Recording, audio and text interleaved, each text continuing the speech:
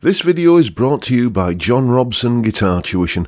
If you enjoy the content, please consider supporting the channel by enrolling on a course, purchasing some guitar lessons or a t-shirt, or you can join my Patreon. Now, on with the show. Hello chaps, welcome once again to John Robson Guitar Tuition. As always, and especially at the moment, I do hope you're well. A little bit of a lesson video for you today, and we're dealing with effective ways of playing over what can be the trickiest of all chord sequences to play over. And I'm not talking here about, some kind of elaborate modal interchange thing that's got loads of clever jazz chords in it and all that kind of stuff. Quite the opposite, in fact. We're talking about just playing over a single chord vamp. You will remember, hopefully, if you saw the video at the weekend about chord sequences, where I made the point that how interesting and memorable the chord sequence you're playing over has a lot to do with how interesting and memorable your solo is going to sound over the top of it.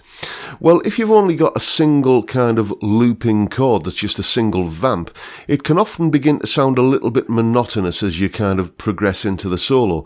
And this is where every little technique for phrasing and note choice and all of the clever little things that you can do to add drama to a solo really become very, very valuable indeed.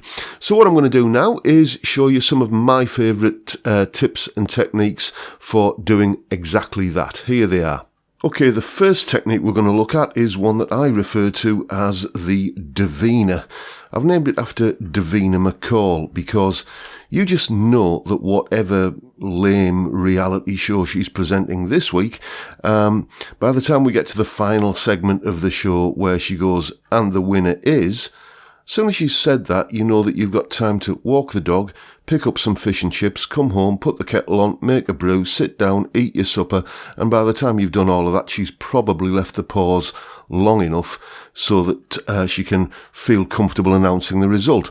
So it's all about the dramatic pause, and I'm not going to cane it quite as much as Davina does, but it's a very effective technique. The final note of any lick I like to think of as the punchline of the lick, and if you just make the listener wait a heartbeat longer for it, it has more effect, I find. So if I was to take a lick that would go ordinarily like this, okay, and then I just take that final note and delay it by just a hair's breadth, it's going to sound more like this. And it just has more impact as a result. Here is an example of that in context. You're going to hear the same lick played without the Davina and then with the Davina. Here it is.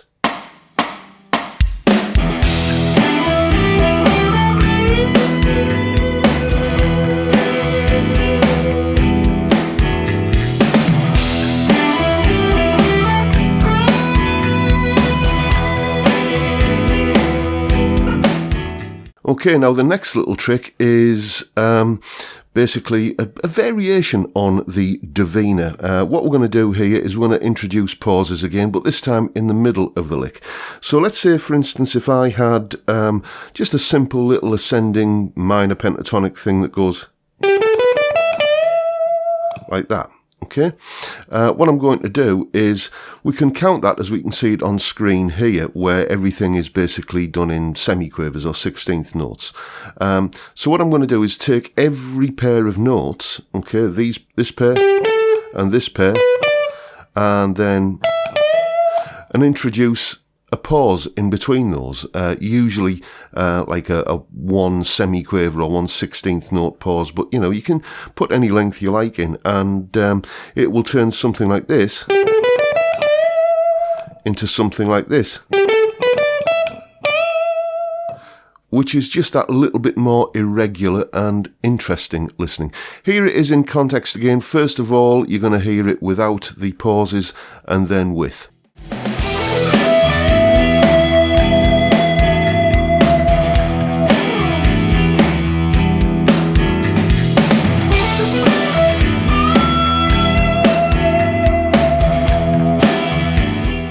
Okay, moving on, the next thing that you can do if you're playing just over a single chord vamp is you can take the notes of that chord, and we're using E minor here. You can take the notes of that chord and basically approach them all from one semitone below. So you can take just this simple little E minor shape and turn it into something that sounds more like...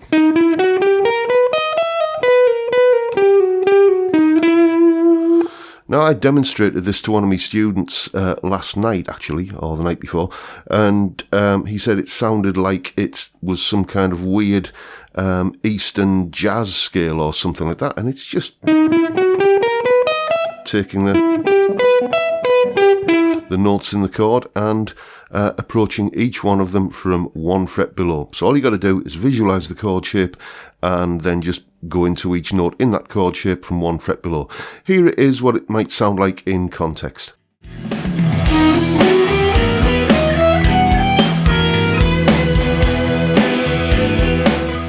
Okay, next up, again, if we're thinking in terms of playing over a single chord, in this case, as I said, E minor, think of some context that that chord might be in, okay? I'm going to think of this E minor chord as being the second chord in the key of D major. So in the key of D major, you've got the D chord, E minor, F sharp minor, G, A, B minor, the C sharp, half diminished, and then back to D again, okay? So technically speaking, what I'm doing here is thinking in terms of E Dorian. Basically, if you're thinking of E minor, but surrounding it with notes from the D major scale, essentially. So what I'm going to do is take other chords from the key of D major. Okay, so what chords have I got in the key of D major? Well, I've just told you there. So let's take the G chord, the A chord, the B minor chord, the C sharp diminished kind of thing, D, and then back to E minor again like that, and then just daisy chain those chords together as arpeggios in that kind of manner over the top of the backing track, and it'll sound like this.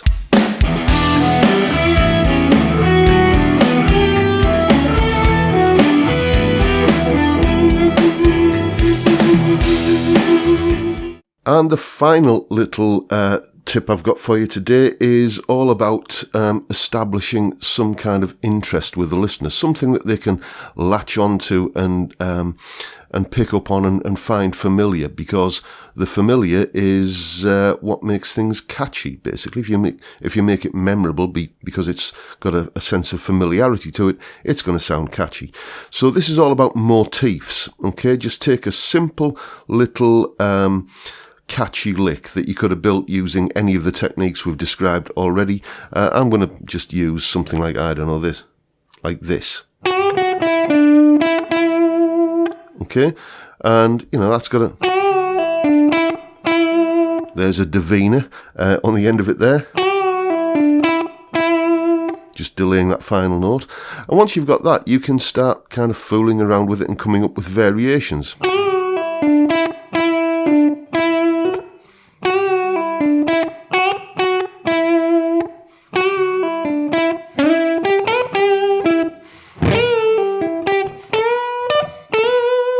All of those kind of things, just straight off the top of my hat. I'm thinking in terms of developing and varying that initial lick.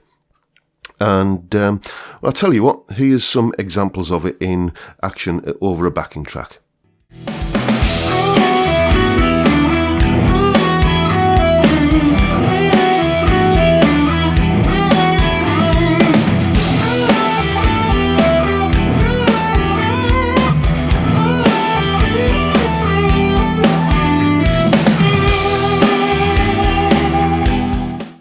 I'll tell you what, here's a brief little solo that puts all of those techniques into some kind of context.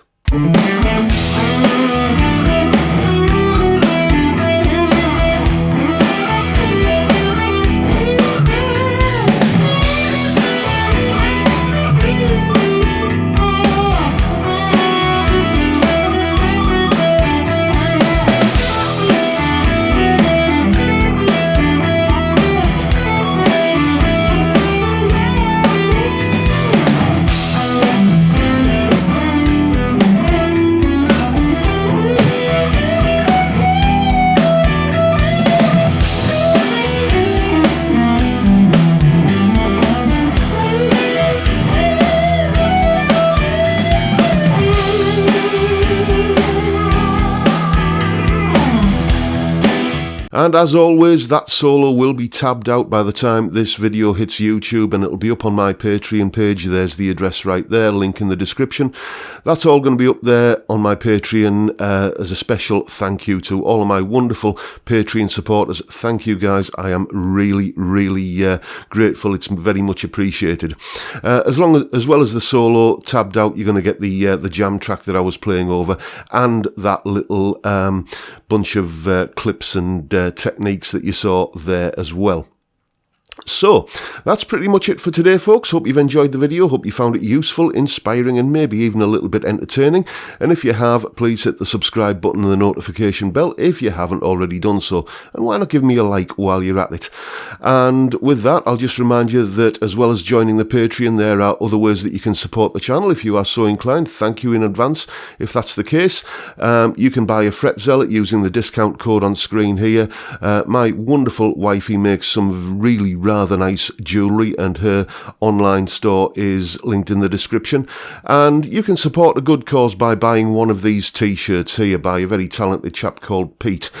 His link is downstairs in the description as well if you want to commission some work off him. But if you buy one of these t-shirts, all of the proceeds that I would ordinarily receive from the Teespring from these shirts will go to Zoe's Place Baby Hospice, a charity in Middlesbrough which does loads of great work with very seriously ill kids. So support a good cause and buy a t-shirt. Why not? Everyone's happy. And with that, I'll just remind you that we have a live stream on Friday, as I'm sure you know, but it's 5 p.m. UK time. It's all about just having a bit of a chat and a beer and just kicking the weekend off with, as I say, a bit of a beer and a bit of chat. It's great fun, great way to kick off the weekend. Hope to see many of you there. And with that, I'll bid you all a good day and say thank you for watching. Thank you for your time. I look forward to seeing you all again next time around. Stay well, folks. Stay safe, but above all, stay sane. Bye for now.